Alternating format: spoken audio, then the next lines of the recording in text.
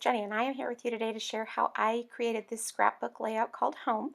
As you can see, I've already printed out this photo using my Canon selfie printer. I had changed it to black and white. It was originally in color, but I knew I wanted to create kind of a moody photo, which this did perfectly.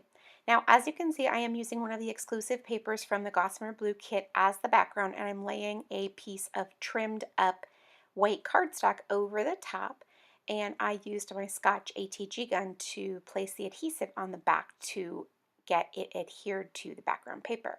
Now I wanted to again do a tone on tone with the white alphabet stickers that were included in this kit because I really loved that last time when I did it, so I just really hadn't gotten enough of that yet, so I decided that it would be fun to do that again. Now I'm going to use both of the house die cuts and then that chipboard piece and then this sheet of the patterned paper with all the little houses on it. So I'm going to fussy cut those out, and in just a second I'm going to use my paper trimmer just to cut out the one page. Actually, I'm just going to use it with my scissors, the one little row of them, because I'm going to use those houses, but I'm going to cut them out each individually with these small EK Success scissors. They are really, really cute, and I love the scale of them in comparison to the larger pieces. I feel like that makes the bigger ones stand out a little bit more when I'm using all of these smaller ones. And I also really love that all of the houses are of varying shapes and sizes, but they all stick to that same color palette, which is really sort of soothing and just really very pretty. I like that a lot. And I like it also in contrast with sort of that moody photo, because the houses are anything but moody. They're very welcoming and very cheerful. And then with the black and white of that photo of my sons, they just are very, it's almost sort of brooding or whatever. And I just really love the way that they contrast with each other. So I'm just going to work on the fussy cutting of these houses. It does definitely take a little bit of time. However, I really am happy with the outcome, so it's definitely worth the little bit. And on a couple of them, I did trim off the little chimneys because it wasn't important and they were taking a ton of time, so I wanted to just be finished with that. So cutting one or two of those off saved me an extra snip or two, and so that seemed like an okay idea. Now, as you can see, I also did lay down right there behind my left hand that chipboard word home. That's going to be where the title is going to go, is down there. And so I just placed it there so I could get a good idea of how all of these items looked together, both the die cuts, the chipboard pieces, and then these little houses that I'm fussy cutting from the piece of patterned paper.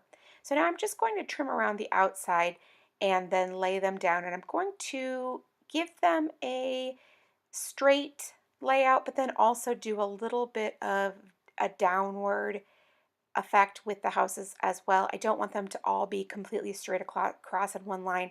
I want them to kind of curve downward or go downward a little bit towards the photo. And then I will add some different bits and pieces as well once I get these all set up the way that I like them. Now I do need to trim one more because while I don't really feel like it, it felt like, oh, this could be good, but no, still need another one. So I will end up cutting out yet one more. However, I'm going to kind of play around a little bit more just because I'm a little bit tired of cutting those. Have you ever had that happen?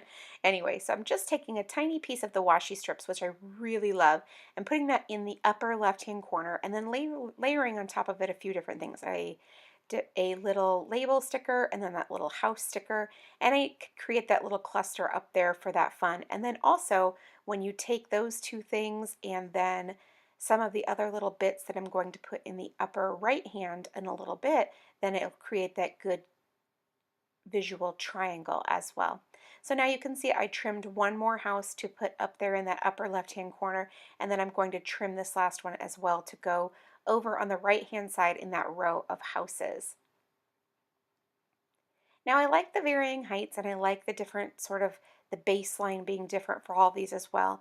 And just for a little bit of layering, I'm going to add this really large label sticker. I'm not using it for anything. I'm not writing anything on it or anything like that, but I just wanted it to be part of the layering process because I didn't want it to all just feel so, I guess, not layered. I don't know, a very, very simple, which I did want a simple overall feeling, but I needed a little bit of layering to make it feel a little bit more cohesive and everything to tie together as well.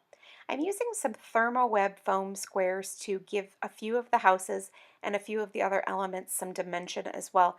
Definitely they had that with a couple of chipboard pieces, but that really wasn't enough. I wanted to add a little bit more, and these Therm O Web foam squares are my absolute favorite. They have some height and some dimension that I really, really like a lot. And when I use other brands, I often have to use two just to get that same depth that this creates, and I really love it a lot. So for the ones that I'm not putting the foam squares on, because I'm not doing it on all of them, I'm just using my Scotch ATG gun to put a little bit of adhesive on the back of those houses.